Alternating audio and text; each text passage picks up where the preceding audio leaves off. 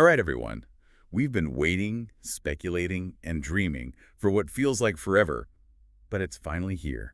The new Nintendo Switch, officially the Nintendo Switch 2, has been announced. Yeah. It's exciting. We've poured over all the details, the announcement, the specs, the games, the reactions, you name it. And today we're breaking it all down. So strap yourselves in, because we're taking a deep dive into the Nintendo Switch 2 to see if it lives up to the hype and what it means for the future of Nintendo. Let's start with the heart of the machine, the tech specs. Like the original, the Switch 2 features a custom NVIDIA processor. Continuing that partnership. Interesting.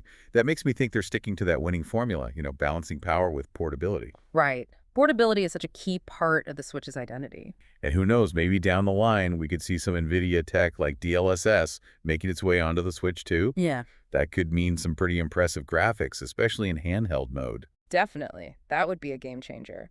Imagine the Switch 2, handheld, with DLSS visuals. That could really push the boundaries of what's possible in mobile gaming. Now let's talk memory.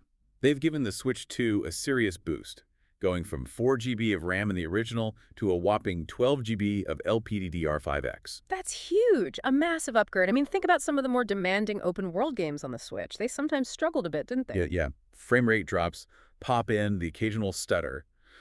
But with this much RAM, the Switch 2 should be able to handle those huge, detailed worlds without breaking a sweat. Absolutely. This puts it much closer to the performance you'd expect from a home console. It really shows that Nintendo is committed to pushing the hardware forward. And speaking of pushing things forward, let's not forget the storage. The base Switch 2 comes with 256 GB of internal UFS storage. Remember those days with the original Switch's 32 GB? Oh, don't remind me. I filled that up way too fast, Mhm. constantly having to manage game installs and micro SD cards.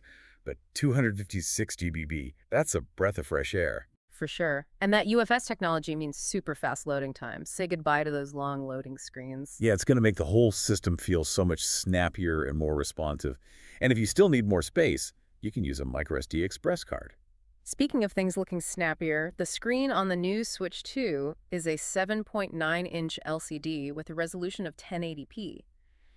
HDR is supported, and it boasts a 120 Hz variable refresh rate. Yeah, it's a pretty big jump up from the original Switch's screen. I'm a little surprised they didn't go with OLED this time around, though. It seems like they prioritized that balance again. OLED would have been amazing for the visuals, don't get me wrong, but I think they were aiming for that sweet spot of visual quality, cost, and battery life. Yeah, it makes sense. I mean, with HDR, this new LCD should still look pretty fantastic. Colors will be more vibrant, and those blacks should be nice and deep. And that 120 Hz refresh rate. Oh yeah, that's going to make games so much smoother, especially fast-paced action games. Imagine, like a new F-Zero at a silky smooth 120 frames per second. That would be incredible. Plus, when you dock the Switch 2, it can output up to 4K resolution at 60 fps. Finally, Nintendo is entering the 4K era. I know. It's about time. This means we'll finally be able to see those Nintendo games in all their crisp, high-definition glory. On to the new controllers. The Switch 2 comes with the new Joy-Con 2 controllers. They magnetically attach to the console, which is a neat upgrade. Hopefully that'll fix that annoying wiggle the original Joy-Cons sometimes had. And speaking of improvements, the sticks and buttons on the Joy-Con 2s are larger. Should be much more comfortable to hold for longer gaming sessions. I'm curious about how the HD Rumble 2 is going to feel.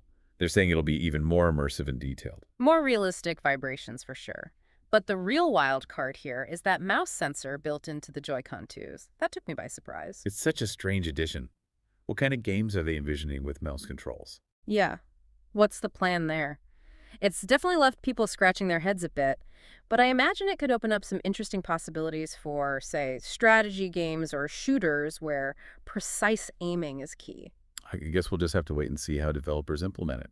There's also a dedicated C button on the Joy-Con 2s for in-game chat. Shows Nintendo is finally getting serious about making online play more social. Yeah, it seems like they're really trying to improve the overall online experience, and they haven't forgotten about the Pro Controller either. The new one has a headphone jack, mappable back buttons, and quieter sticks. Music to my ears. Literally, in the case of that headphone jack, the back buttons will be a welcome addition for competitive players. And the quieter sticks. I can't wait to say goodbye to that annoying click-clack sound. There are also 2 USB-C ports on the Switch 2. No more fighting for that single port. That's a small change, but it makes a big difference.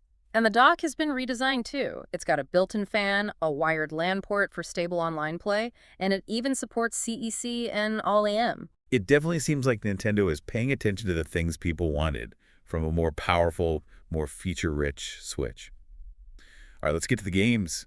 The big launch exclusive is Mario Kart World. It's an open-world Mario Kart game. Think about that. 24-player online races too. Sounds absolutely massive. It does, but it comes with a pretty hefty price tag, $79.99, and that's a new price point for Nintendo. It's a bold move for sure. They're definitely positioning this as a premium experience, but I wonder how people will react to that price. We're also getting enhanced versions of Breath of the Wild and Tears of the Kingdom for the Switch 2. They'll have improved visuals, better performance, an extra save slot, and a cool Zelda Notes feature. The good news is that the upgrades for both games are free if you're an NSO expansion pack subscriber. But for everyone else, it's a paid upgrade. That's They- another decision that's causing some controversy. Yeah, I'm not surprised. People are always a little wary of paid upgrades, even if they do bring some cool new features. And then there's the Nintendo Switch 2 Welcome Tour.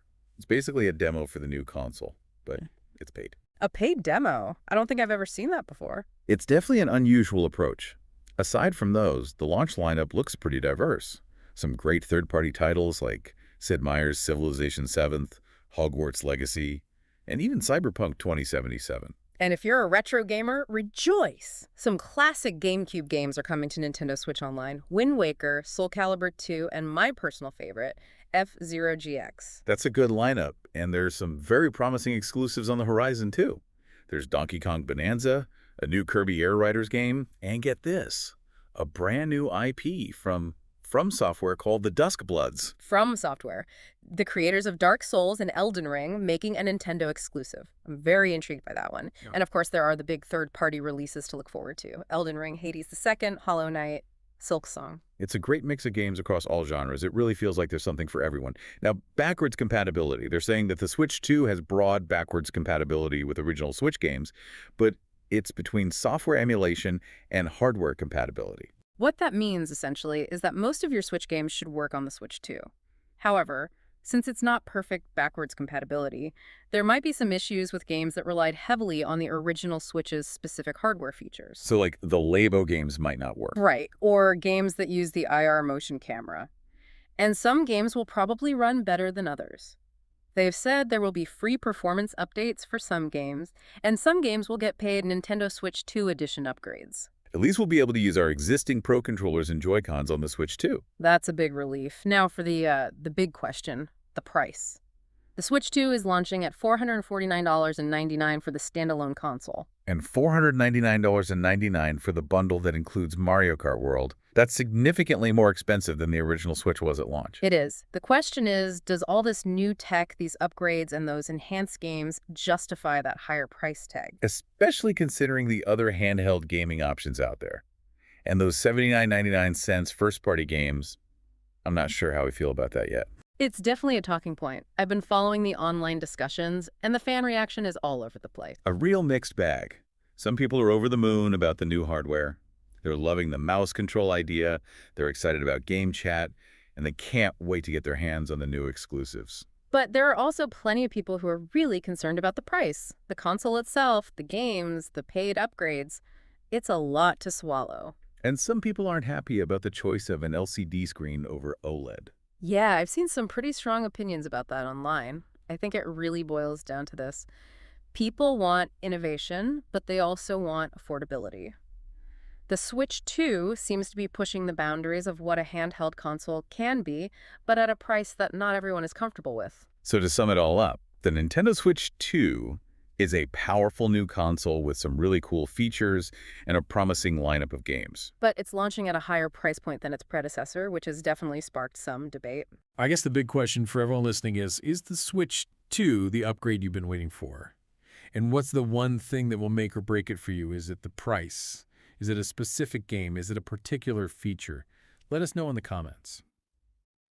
That's it for our deep dive into the Nintendo Switch 2. Thanks for joining us.